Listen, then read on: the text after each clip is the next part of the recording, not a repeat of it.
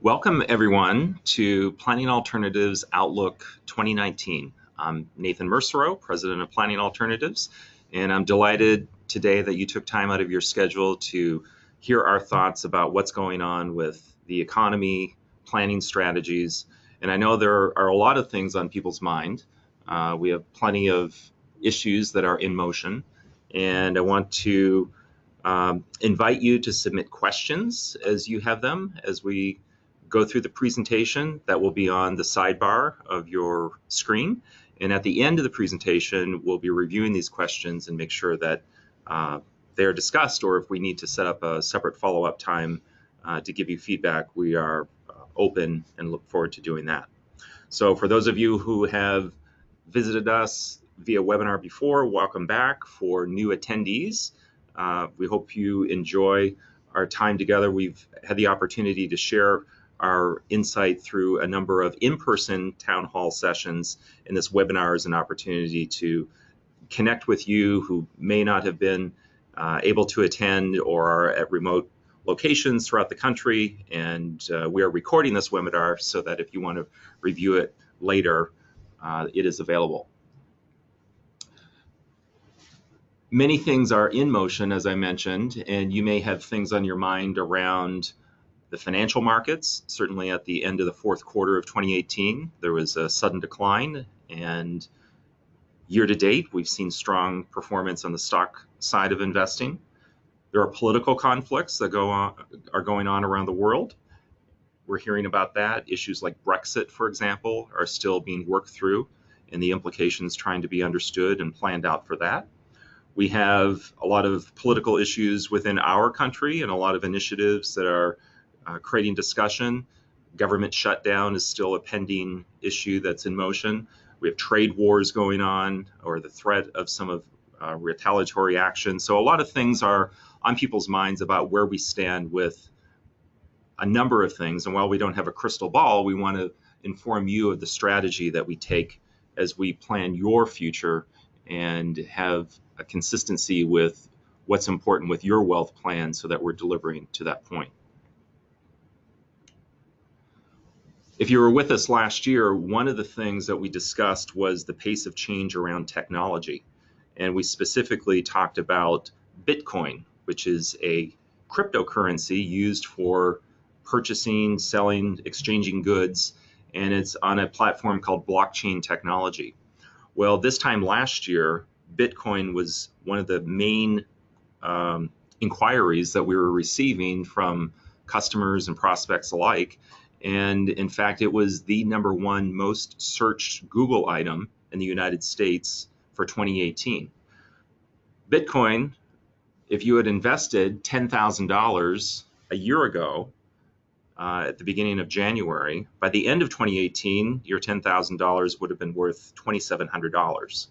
Certainly a substantial decline, and it's also a reminder of the importance of not chasing fads, to have a thorough review of what your options are and to make sure that the best choice applies to you, and to make sure that the strategy that you have is time tested. And that's what we're going to be discussing today. What is our time tested strategy to help you get through periods of change, because change is a constant.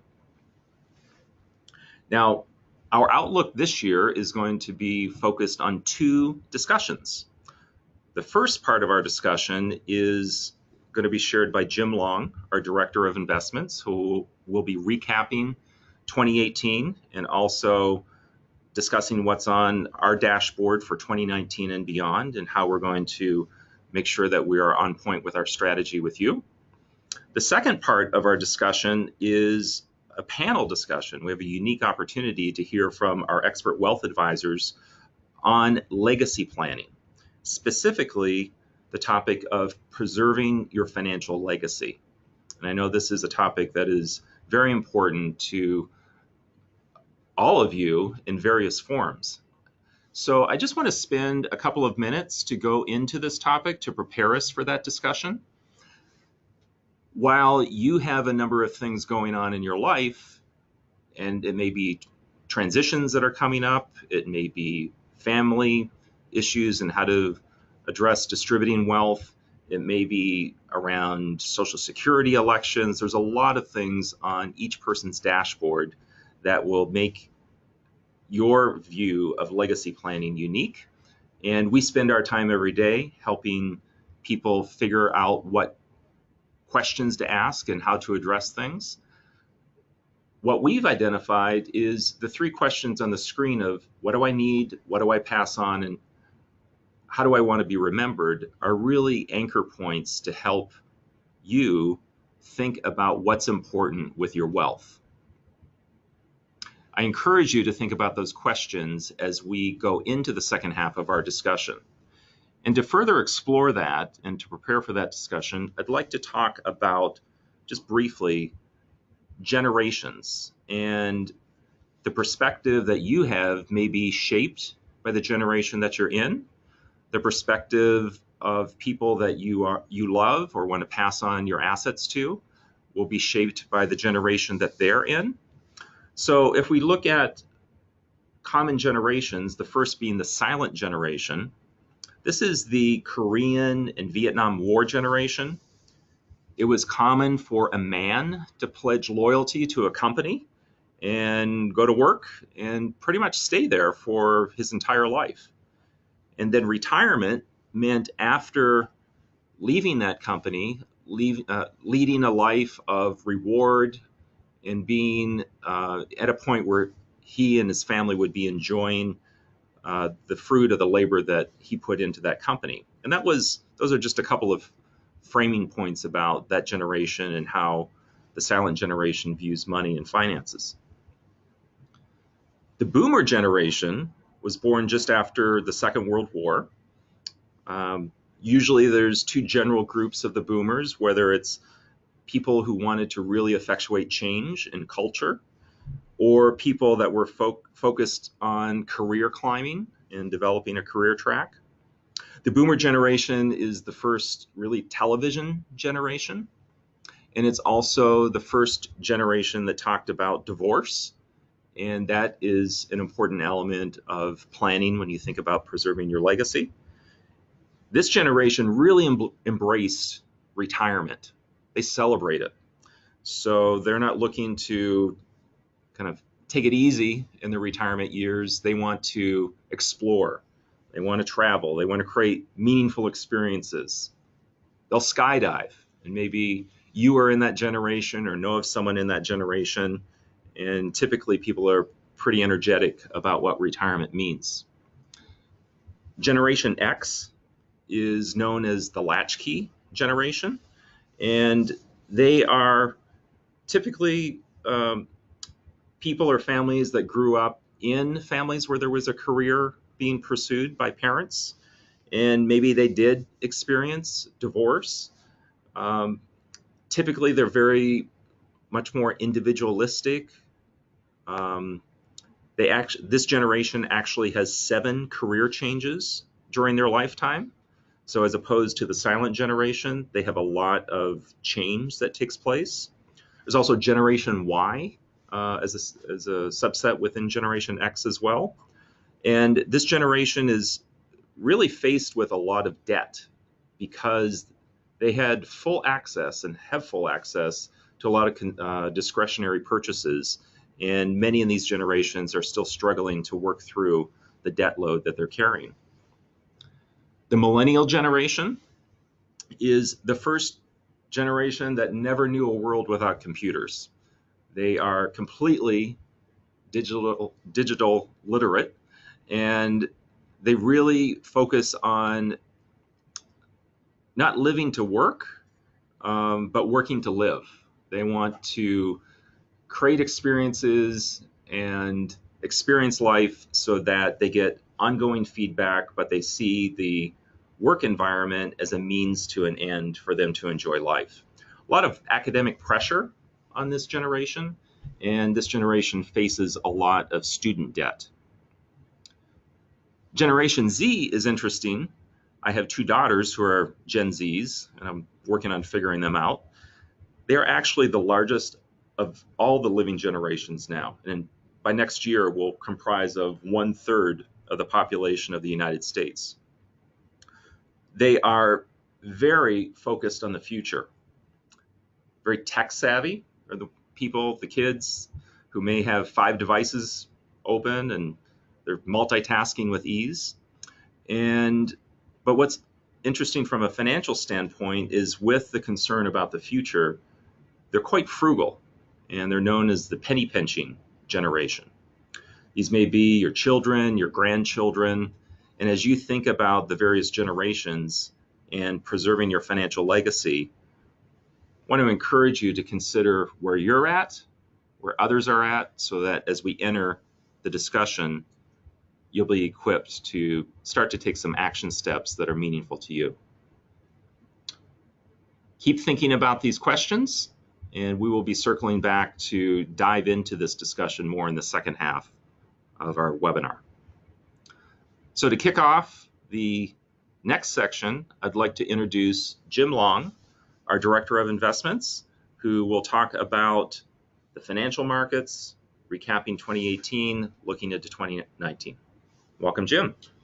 Thank you, Nathan, for the introduction, and thanks to everyone that's joining us today. We appreciate you investing your time and your attention with us. 2018 was a frustrating year from an asset allocation standpoint. The flip side of that is the U.S. economy was in actually really good shape last year. It was the first year since 1972 when we didn't have an asset class returning over 5% on an annual return. We did have several short-term interest rate rises from the Federal Reserve. We had some increased volatility in stocks at the end of last year. We did also have the effects of the government shutdown on the negative side of the equation. As I mentioned, the U.S. economy did have, almost record low unemployment. We had corporate earnings very strong over the course of the year. We had inflation that was below the Federal Reserve's target for the year. All of these things on the U.S. side of the economy were good. At the end of the year, I think the markets were looking at, well, what's next? Is this sustainable? And we'll kind of touch on this as we move through. A few other stats on the economy from last year. As I mentioned, unemployment at a 50-year low, under 4%. We did achieve 3% GDP growth in the U.S. for the first time in quite a number of years. We had the record corporate earnings on the S&P 500. And I mentioned the under 2% inflation rate. I'll leave the superlatives to the administration or anyone else as far as if it's the best economy ever in the U.S. But by any objective measure, the U.S. economy was very strong last year. Stock performance in 2018, as I mentioned, we did have some challenges in the latter half, especially in December of last year. But we did, start off the year really well and had records at the end of January. We had a momentary dip in February. The U.S. markets climbed back in the second and third quarter and had new records in the fall timeframe. And then I mentioned in December, I think the market started to feel, well, in 2019, is this sustainable? Is it something that's going to be able to continue in the future? And is this something that, in the face of all the trade conflicts and political intrigue and all of that going on, is it going to be sustainable in the long run? As Nathan had mentioned, in 2019 so far, we've had a recovery of stock prices, but there is still some uncertainty as to what the future is going to hold in 2019. The international side of the equation, 2018, we did underperform the U.S. internationally. There were some economic growth slowing. There was economic growth slowing worldwide, not necessarily a recession, but relatively the U.S. was a much stronger growth rate than the rest of the world. I think it's fueled mostly by China. We've had an economy there that's been kind of fueled by debt for the last several years. We've had some concern with that. Their growth rate slowing, their trade situation and their currency situation a little bit up in the air. This is something that's caused a little bit of friction for international stocks. Bonds last year, the U.S. bond index, as measured by the aggregate, was one of the few asset classes, cash namely being the other, that eked out a positive return for 2018. You did see the Federal Reserve continue to raise short-term interest rates as the economy was doing well last year. And I always try to emphasize that the Federal Reserve controls the short-term interest rates, but that longer-term rates, something like the 10-year Treasury, is much more controlled by future growth and inflation expectations. And you saw some pretty wide fluctuations on the 10-year from 3.2 to 2.6 back to the threes, and we ended last year at about 2.7 on the 10-year Treasury. The thing I do point out on the last bullet, bonds in December especially did perform kind of their traditional equity ballast, so that if equities or stocks sell off and have a challenge, bonds rallied in the last part of last year, and they kind of provided their typical offset and balance as part of a diversified portfolio, and they picked up the slack as the stocks did not perform as well at the end of last year. We always like to show our diversification quilt here, which is a good way of saying, as the disclaimer goes, don't base future expectations on past performance. What was a great performing asset class in the previous year or a couple of years may not be moving forward. You'll see things go from the top of this as good performers to the bottom and vice versa. The thing I do like to emphasize is running through the middle here is the diversified mix, as shown in green with the line connecting. We take diversification very seriously. It's a hallmark of our firm. As a diversified portfolio, you'll never have as good a performance as the best performing asset class, but conversely, you'll never have as worse or as bad a performing asset class as the worst. So we stress the diversification. We've got the line coursing through the middle of the diversification quilt. We close the books on 2018 and we'll look forward to 2019.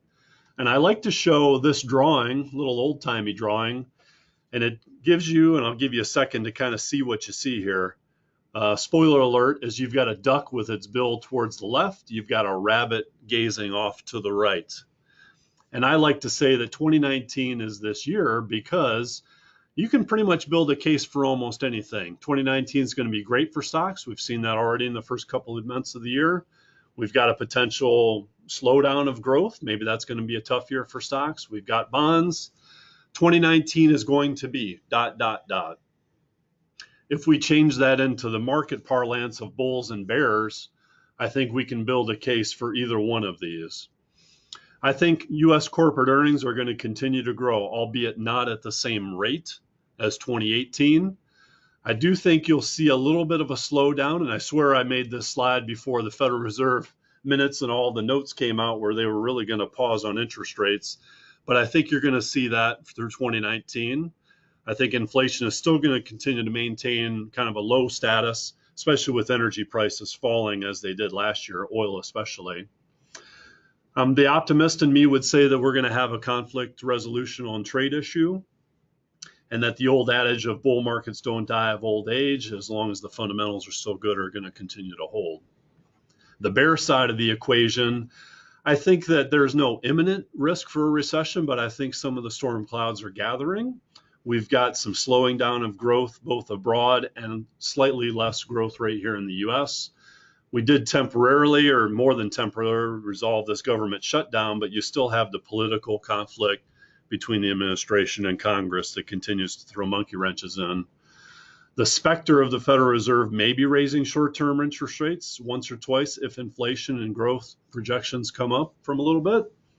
And then the pessimist in me says, well, we still don't have an agreement between us and the Chinese and other nations, and this may be another potential headwind for the year. The quote here at the bottom is, we're due for a bear market. And I don't necessarily think that just because we've had a 10-year expansion means that we've got an imminent decrease or a bear market coming along, but the probability does go up the further along that we go in this expansionary period. So I think the biggest thing to take away, we've got the storm clouds gathering, we've got some additional risks. I don't see thunder and hail, or in Michigan today, we've got freezing rains this afternoon. I don't see that in the next month or couple of months or even maybe 6 months. But you throw all this into the mix and we've got the increasing risk, and it's just something to keep in mind. We continually analyze this and make decisions on the portfolio, what's best moving forward, and we will continue to track this. We move on to our expectations for the economy 2019. I do think the U.S. will continue to grow. I think we're looking at more like a mid-twos GDP growth rate rather than the 3 that we hit last year. Some of the effects of the tax legislation kind of go away, or aren't as pronounced as they were in 2018 is a better way to say that. But I still think we have growth in the U.S. just at a slower rate than last year. Corporate earnings are going to be constrained maybe a little bit by rising wages, which have ticked up a little bit, and increased borrowing costs as you see the interest rates rise a little bit. Both of these things will eat into corporate profits. Again, I think they'll increase, just not at the rate they did in 2018. I think you'll still see inflation be pretty muted. I do think you'll see unemployment go lower. We saw the stats just released recently again that the number of job openings are greater than the number of unemployed workers. So as long as that is still something that's going on, I think you're going to see the unemployment rate drive down and still see kind of the same strong sort of economics, at least in the US through 2019, and a pretty low probability of recession. Our expectation for stocks, especially or particularly, I think the volatility you've seen at the end of December and on the flip side, the increases that you've seen in January, February are going to continue to be there. As long as we've got some uncertainty with what's next in the markets, what's next in the political arena, what's next in the trade concerns, all this uncertainty kind of is going to lend itself to some increased volatility in stocks. I mentioned investor sentiment here too. You do see some of these. University of Michigan, for instance, puts out a study every year about every month about investor confidence, and you see that kind of whipsawing back and forth between positive and negative as some of these things crop up in the news. U.S. stocks, I do think that this increased volatility is going to lead to, still some ups and downs, and it would not surprise me to see us have a little bit of a downturn in the first half of the year. You had such a big decrease in December, a 19% decrease. We've had a 17% jump back in stocks. We've risen up so fast, so quickly. It would not surprise me that if things kind of progress and there's a little bit of slowing in the U.S., that you might see another downturn or a down leg in the U.S. stocks, and you might see another bottom here in the first half of the year. However, I think that once the strength of the economy kind of reasserts itself, I still kind of view a mid-single digits return for S&P 500 by the end of the year as the most likely case. International, we do have this kind of slowdown that started last year, and I think as long as we have some of these trade concerns and the slowing growth and maybe some currency issues, that you're going to see some continued headwinds for international stocks. I do still think that our trend last year that we added a couple of percent to international stocks will be borne out over a 3 to 5 to 7 year time horizon. And the reason I say this, demographics, the population growth overseas, the technological advances overseas in some of these developed and developing countries are much greater than we've got in the US, where we've got countries that don't have, running water, let alone some of the technological advances that we've got in the US. As they continue to develop their economy, I think the growth rates and the potential for returns there are much greater than we've got in the U.S. in the intermediate term. Bonds for this year, 2019, again, I do think the Federal Reserve takes at least a pause, and they've indicated as such. If the growth and inflation numbers take off or are a little bit better than they expect, it wouldn't surprise me that maybe one rate hike by the end of the year. However, if growth and inflation slow down, it wouldn't surprise me if they continue to pause for the rest of the year, or maybe even look for a short-term interest rate cut if the economy really starts to struggle. But I will say the most likely case is still a pause on Federal Reserve as they take a barometer on what's happening with growth and inflation. The demand for bonds, I think, will continue to be relatively strong, and especially if we do have some sort of stock downturn or risk-off environment, there's going to be a demand for that money to go somewhere, and bonds are the most likely landing spot. So in the first half, if we do have another downturn in stocks or increased volatility, I would expect some additional demand for bonds to help with prices there. Something I like to keep a track of here with bonds, as long as the economy has been really good the last several years, so many corporations and governments have issued bonds, and the economy has kind of propped up some of these companies and issuers, and they've issued bonds at what's called a BBB rating, which is one notch right above kind of junk bond or non-investment grade status. If we do have an economic event or something goes on in the economy that makes growth not as strong or has a negative effect for some of these companies and or governments, you may see some of these bonds kind of kick into junk status, and that may be a headwind for bonds moving forward. So given all this information and what we think might happen in 2019, what are we doing with the portfolio?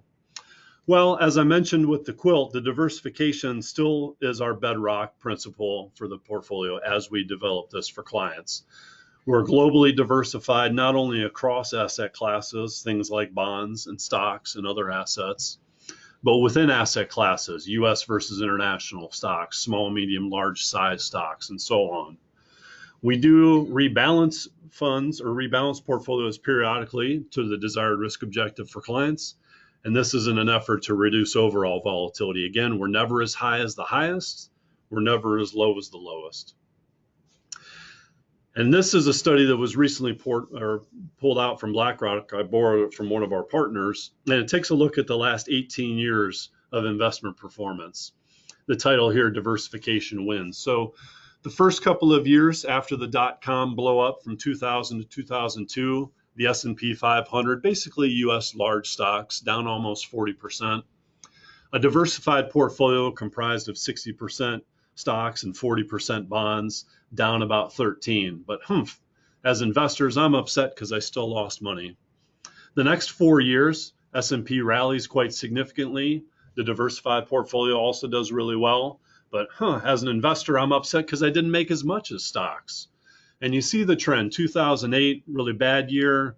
I lost money in the diversified portfolio, albeit not as much. And then for the last 9+ years of the bull market, gosh, stocks are up almost 300% in the aggregate. But my diversified portfolio, while good, is not as good. And man, I'm upset because I didn't make as much. Well, the key here is towards the bottom, the green line, the total return over essentially an 18-year period, the S&P 500 up 185%. But you look next door at the diversified portfolio, up 191%. And the quote there is, diversification wins even when it feels like it's losing over time. Now, we are not automatons and robots. We do have emotional reactions to investments. I will say that what happened at the end of 2018, you're only human, and that's going to affect how you feel about investments moving forward in 2019. So it's natural. We are here as a firm, and our advisor team is here, and I'm here, and everyone at the firm is here to help you navigate through these times. It's not don't have these feelings and thoughts. It's make sure that it still fits in with what your long-term objective is. And we're here to help you make sense of your thoughts and your feelings and how that affects your long-term plan. I will predict that something's going to happen in 2019 that we don't expect or that we can't foretell or foresee. And it's not going to make any sense to anybody. But we're here again to help with those quote unquote black swan events. To Nathan's earlier point, there's going to be a fund, a strategy, something, an asset class that skyrockets that you wish you owned more of. Just again, be a little bit careful there. You think about Bitcoin last year going from 10,000 to 2,700 on a $10,000 investment. So we're here to walk you through investments. We're here to help you figure out if it's the right thing for you, but just make sure that we're keeping some of these things in mind as we move forward. I do like to highlight one thing about emotional investment. So loss aversion, this concept that I'm more negatively affected by losing something than I am positively affected by gaining something, a natural human reaction. And I've got Nicole and Nathan here. If I give Nicole $2 and I take one right back from her, and I give Nathan $1, they end up in the same spot. But Nicole's going to be much more frustrated and angry with me because I did give her $2 and I took $1 immediately away. So I view the negative or something that goes down much more forcefully than I do a positive effect of gaining something. Again, natural. It's something that everyone deals with, and it's something I like to highlight. It's a natural thing for you to be experiencing. So in summary, what do we do as investors? Schedule a meeting, certainly with your advisory team. It's something that we need to make sure our long-term plan is still proper for you. If you're having some of these thoughts and feelings, it's natural, but let's talk about it. Prepare, I always say prepare for anticipated withdrawals, especially in light of the market uptick that we've had recently. If you know you need something in the next month, couple months, a car or other purchase, some sort of cash outlay, make sure that we've got the cash set aside so we're not forced to sell something into a downturn. Resist the temptation to quote unquote do something based on news events. I like to say to people in the office that sticking to your long range plan is in fact doing something. I think a lot of people kind of equate trading the account or changing strategy or something like that to doing something. But if your objectives haven't changed and if your philosophy hasn't changed and your risk tolerance hasn't changed, sticking with your long-term plan is doing something. But on the other hand, if something has changed in your life or circumstances, we do need to address that and stay committed to the long-term principles in the plan. We take your trust very seriously. We're here to help you, and we've got the duties and responsibilities to take care of you as clients. And finally, except for entertainment purposes only, let's stop watching the financial media on TV. Sometimes that leads to ruin.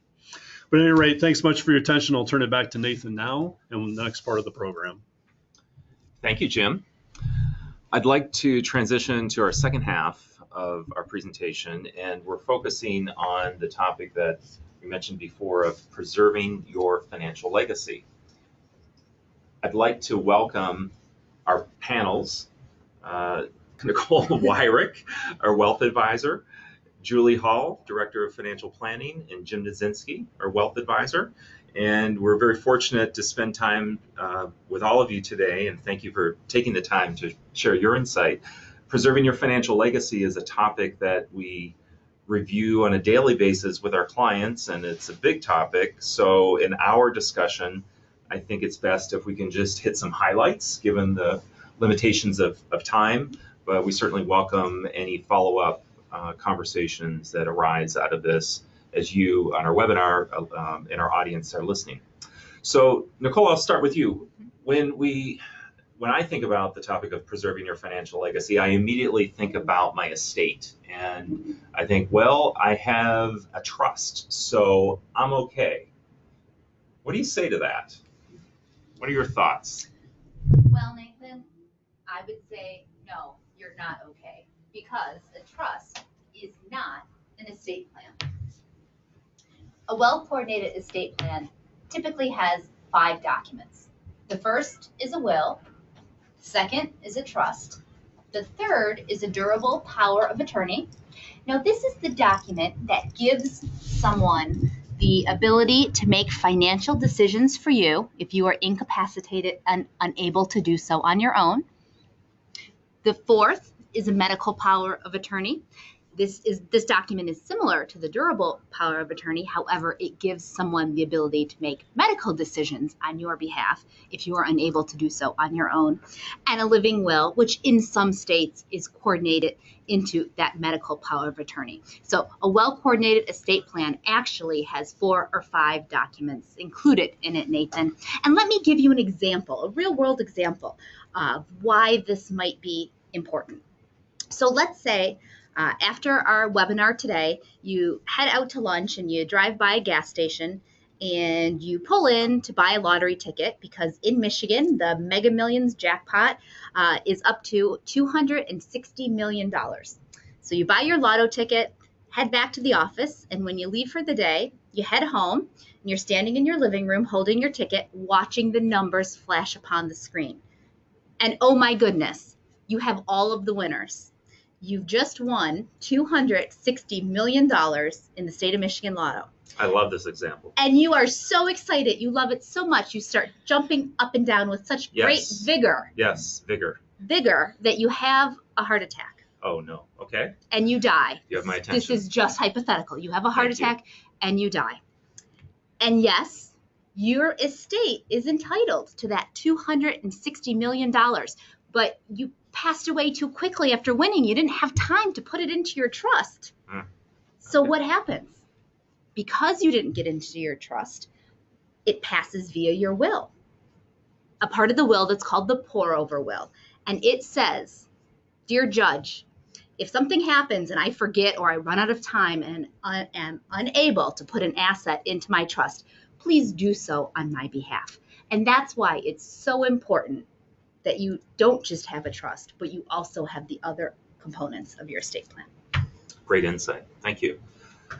Julie, I'd like to ask for your input on a document that Nicole mentioned, power of attorney. And that's a common document, but I know taking clients through the planning process and working in the department, you see a lot of things with the power of attorney document. What are some potential problems that can arise? Thank you, Nathan.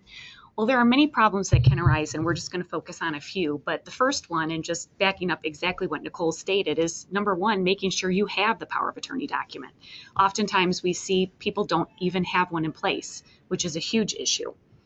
A second issue that we see is not making careful selection to who you choose to be your power of attorney for financial or your successor trustee of your trust. Why that can be a problem is the power of attorney document is the document that governs the retirement plan assets, and the trustee, the successor trustee of your trust, is going to make decisions on your trust assets.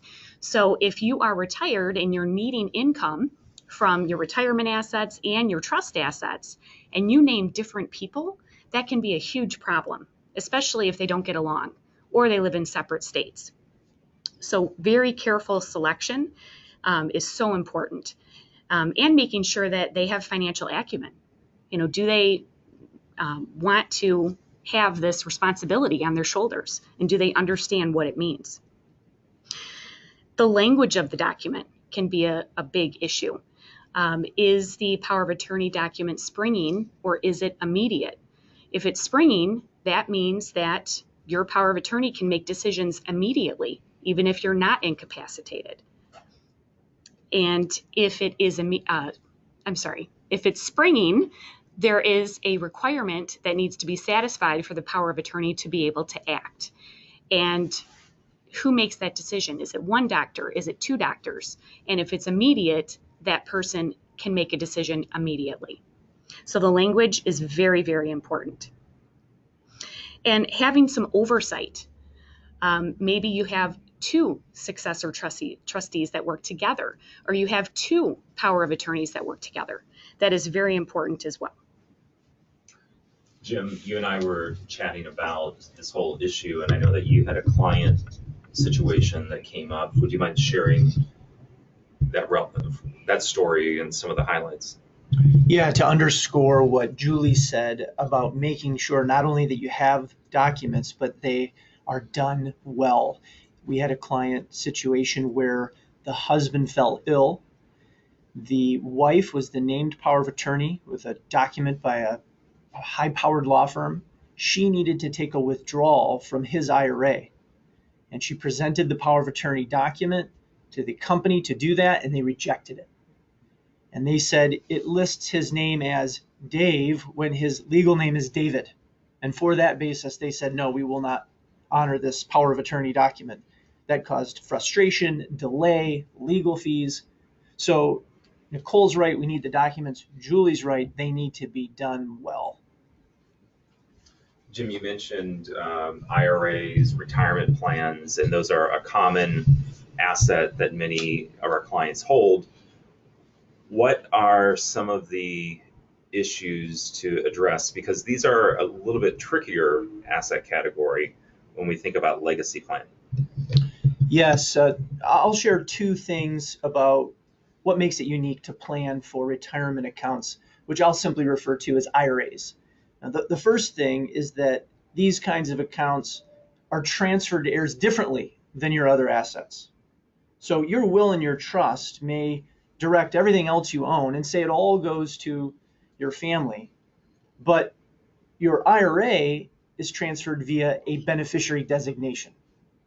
And so your family, your spouse may be receiving assets via your trust, but if you've named your cat as beneficiary of your IRA, well, Fluffy is going to live the high life because the beneficiary designation overrides whatever is listed in your will and your trust. And over the years, we've seen IRAs with no beneficiaries listed, which causes a lot of problems. Recently, I reviewed an IRA that erroneously only listed one of the three kids as beneficiary. And just last month, we reviewed a new client situation where the ex-spouse was listed as beneficiary, much to the chagrin of the current spouse. So I think, Nathan, you've had a experience of seeing an IRA beneficiary to a rather infamous character? Yes, in fact, as part of our review process and prepping for meetings, we look at account setups and as we get ready to meet with our clients. And one of the things we look at are the beneficiary designations, and lo and behold, we found that the devil was listed as the beneficiary for one of our clients. Yeah, true story. And, nothing directly against the devil, but it's unlikely. I haven't seen a lot of children named that in my life. I don't know everything, but we decided to dig into it. And in fact, it was not the devil that was intended to be the beneficiary, but it was Devlin, one of the children, and the custodian where the beneficiary form was processed had made an error. Someone had fat-fingered the entry, and Devlin would have had issues collecting his money. Yeah, so it's not just making sure the names are right. It's even more, can be more complicated than that, because there are over a half a dozen different approaches for naming beneficiaries, each with different pros and cons and possible outcomes. So the takeaway is it's important to review your beneficiary designations with your advisor and ensure you've considered all the options and that you have the best fitting choice in place. So the second factor that makes legacy planning for IRAs unique are the way that they are taxed. And it's been said that IRAs may be the best place to accumulate assets while you're alive because they grow and snowball with the tax being deferred, but they may be one of the worst places to hold assets when you die. And that's because every dollar that your heirs withdraw from the IRA, once they receive it, will be taxed at their ordinary income rates. So the good news is there are several planning strategies that can reduce the impact of these taxes. And in fact, if we compare the most tax efficient strategy with the least, you can quite conservatively provide 2 to 3 times more total dollars to heirs from the IRA over their lifetime. So on a $500,000 IRA, say, that's literally hundreds of thousands of dollars over the heir's lifetime, depending on the situation. Excellent insight. Julie, I know that there are a number of issues that you help people look at with the financial planning process, the wealth management design. If we could zoom into Roth IRAs, and if I could ask, what do you see as a legacy benefit, but a living benefit around Roth IRA planning?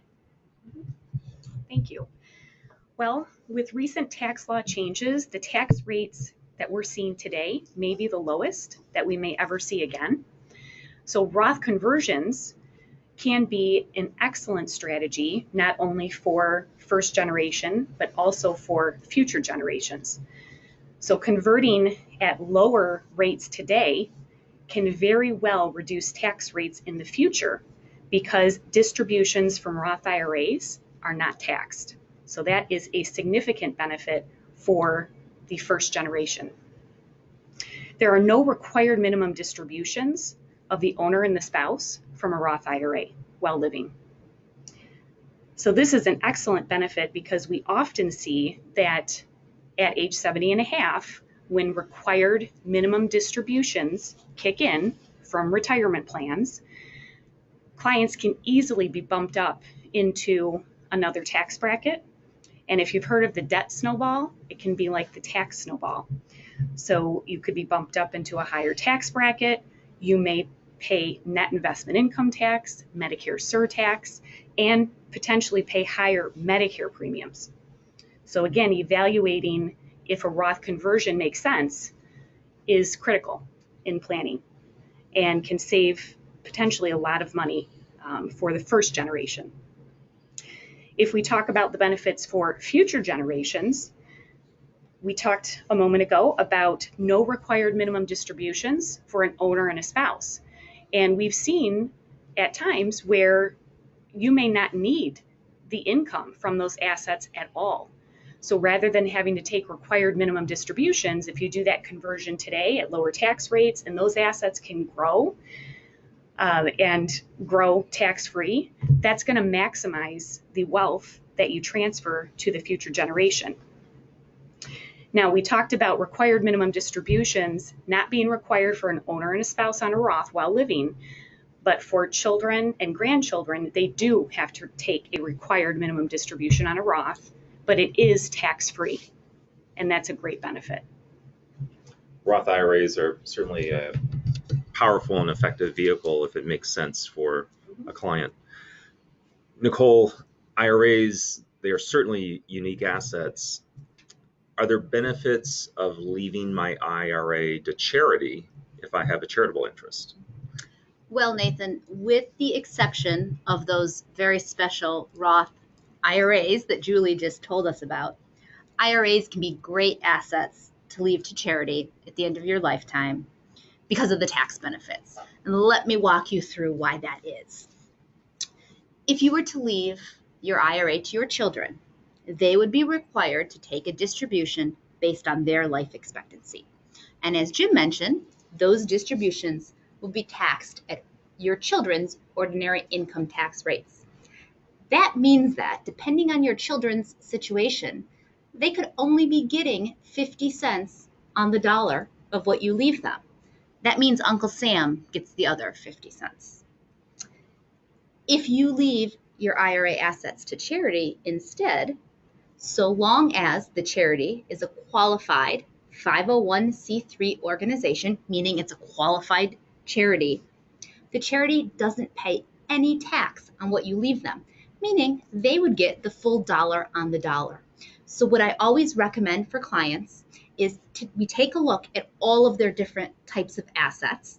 We take a look at their estate plan and we determine which assets make the most sense to give to which people and or organizations. Thank you. There are a number of ways to give to charity. And Jim, I know you've been looking at some trends that you see evolving around charitable giving. Would you mind sharing some of your insights with that work? Yes, we're seeing 3 charitable giving strategies continuing to grow in popularity. And then I'll mention how that dovetails in with legacy planning. And the first is we can save more in taxes by donating appreciated assets to charity instead of just giving cash. So most commonly, that donation is of stock or a stock fund from their investment portfolio. And so you could do that, and in so doing, give away the capital gain tax you'd otherwise pay if you sold that stock. So you bought a stock 10 years ago for $2,000. It's grown. It's now worth $10,000. If you gave that $10,000 worth of stock to charity, you're going to save, depending on your tax bracket, $2,000 in capital gain taxes over and above what you would save if you just gave cash. So that's one popular strategy to supercharge the tax savings, giving appreciated assets. The second concept we're seeing grow in popularity is lumping multiple years worth of giving into 1 year. So say you give $10,000 a year to charity. Over 9 years, complicated math, that's $90,000 given to charity. If you instead gave $30,000 every 3 years, you'd still give $90,000 over those 9 years, but you'd save about an extra $10,000, $15,000 in taxes over that time frame because you're likely able to deduct more of those gifts from your tax return. So gifting appreciated assets, lumping gifting into single years. And the third trend we're seeing is to utilize donor-advised funds. Donor-advised funds are an account that you administer.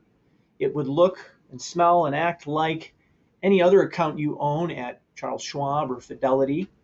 But when you make a deposit into that account, that is a charitable gift. And you can contribute cash. You could put a rental property in there. You can put shares of a business, but it's also where you could transfer that appreciated stock fund from your investment account. Once it's in the donor advised fund, you then have the luxury of deciding to pass it on to the end charity you want to support right away, or you could let it remain there for whatever amount of time you so choose. So the donor advised fund becomes a tool to manage your charitable giving. It makes it easier to do the 2 previous strategies, donating appreciated assets, lumping your gifting, and in the end, it simplifies your tax reporting.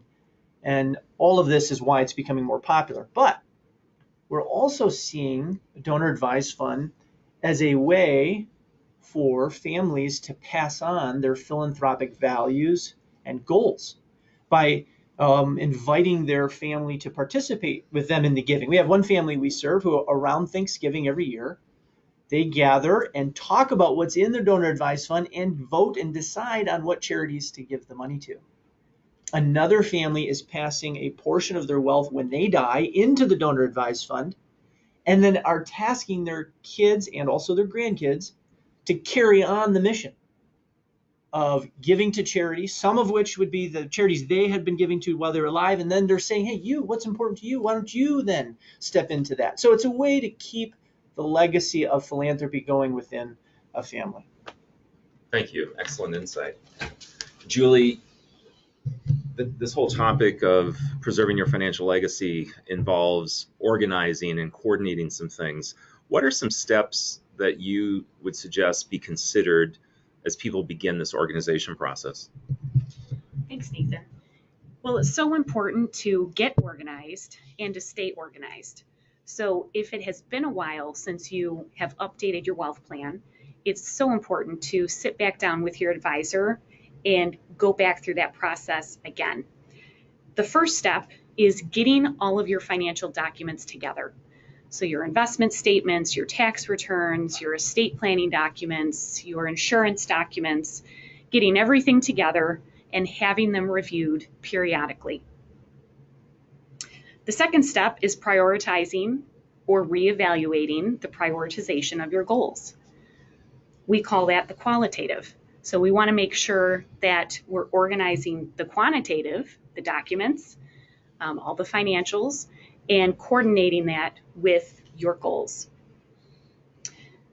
We also have clients utilizing financial programs that help to aggregate all of your financials in one place through account aggregation services, so that you can see a snapshot of everything in real time in one place.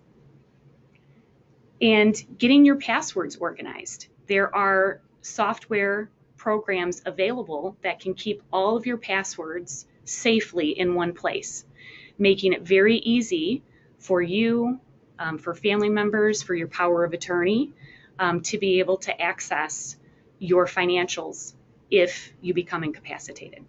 So having that backup plan in place. Thank you. As we get ready to wrap up, Nicole, you've had experience in working with families and helping to facilitate conversations around planning, wealth transfer.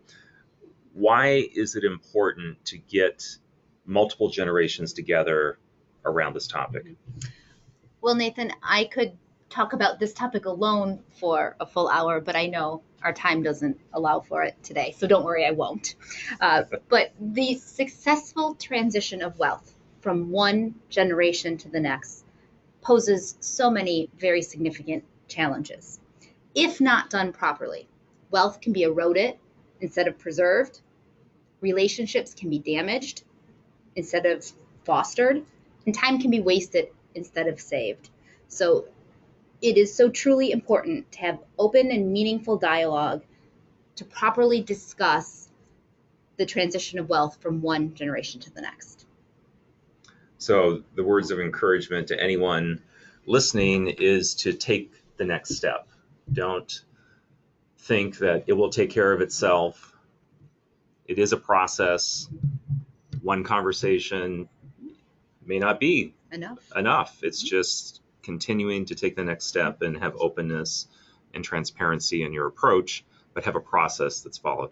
Absolutely, Nathan. And just to follow up, I think Julie hit the nail on the head with step one, reviewing your own financial plan to make sure that it is solid and you have a sound foundation.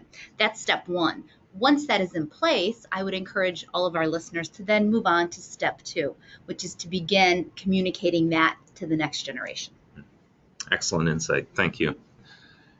As we wrap up, I'd like to ask each of you, what would be the one takeaway that you would pass on to our audience in summary? Jim, would you mind kicking us off? I see so much opportunity to circle back and increase the organization of our finances. And we can serve as a personal resource to that for our clients. We have resources, coaching, things that can make it so much easier. We have so many stories from the trenches of seeing wealth transferred from one generation to the next, time lost, money wasted, relationships harmed. And I would say organization can go a long way toward alleviating that and starting that now. Thank you. Julie, what would be your one takeaway? Evaluation. So after you have gotten organized, making sure that the evaluation process is in place. Excellent. Nicole? Open communication to implement a properly drafted financial plan and make sure that the transition of wealth from one generation to the next is successful. It requires conversations, honest conversations, early and often. Excellent. Well, I want to thank all three of you for being part of this discussion. You help clients with this every day. I so appreciate the work that you do, and this was a great opportunity to share some key insights to our listeners. And I want to let you know that at the end of this webinar, you will receive an email requesting feedback for a survey. And we just ask that you fill that out. And if there's any questions that you have that you'd like a deeper dive into around this topic, we really enjoy following up with you. So if you have a question, feel welcome to submit it. We're going to be live for another 5 minutes or so. I'm going to cover a few other highlights before we do.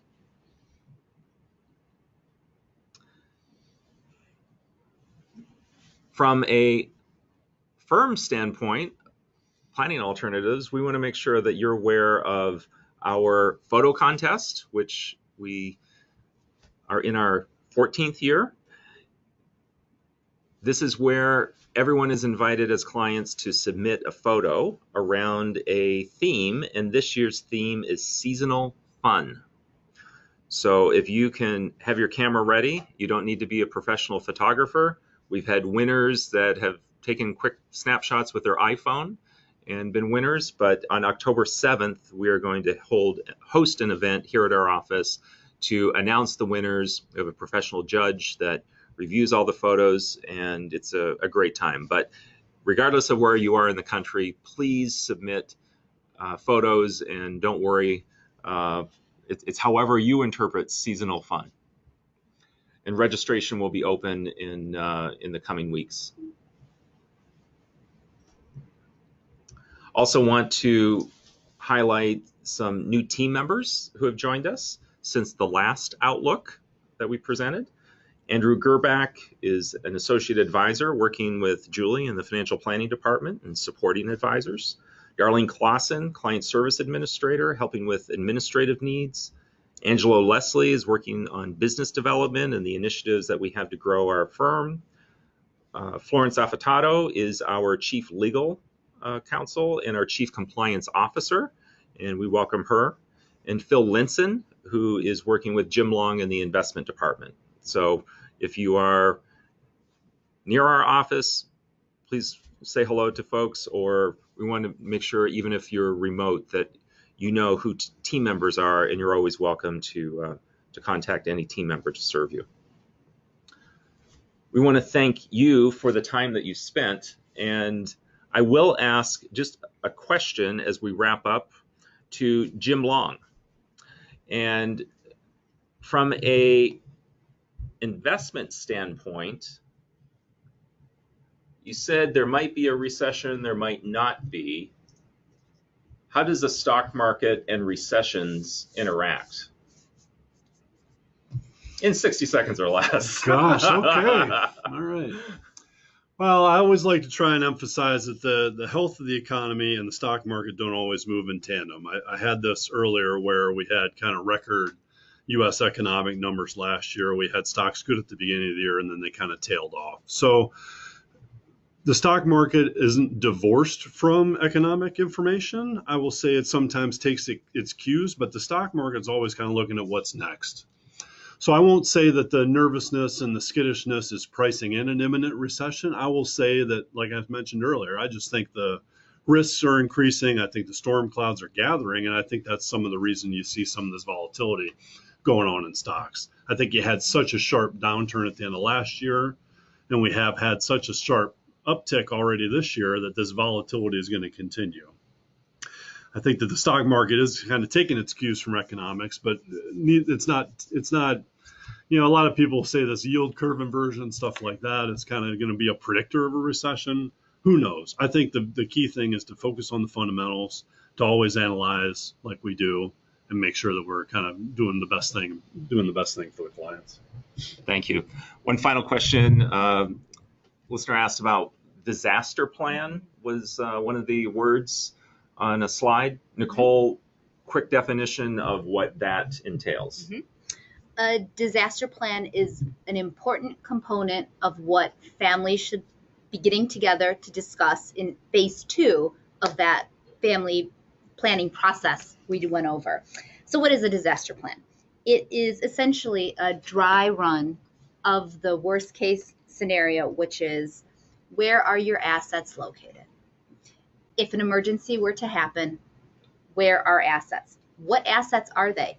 Who owns them? How are they titled? Who has the authority to act upon them? What are your needs? What are your cash flow needs? Where does income come from? How are bills paid? This is a lot of information, but these are all very important components of the disaster plan. And the last is, who is responsible for what? And this is critically important. Assigning roles and responsibilities in advance and having discussions with those folks that have the responsibility so they know what your intentions are. Thank you. Important conversation, important process. I would like to thank each of you for listening today. We welcome your feedback. It's a privilege to serve you and help you as you continue your financial journey. And we look forward to continuing the conversation in person, over the phone, whatever is convenient for you. Thank you again, and have a great day.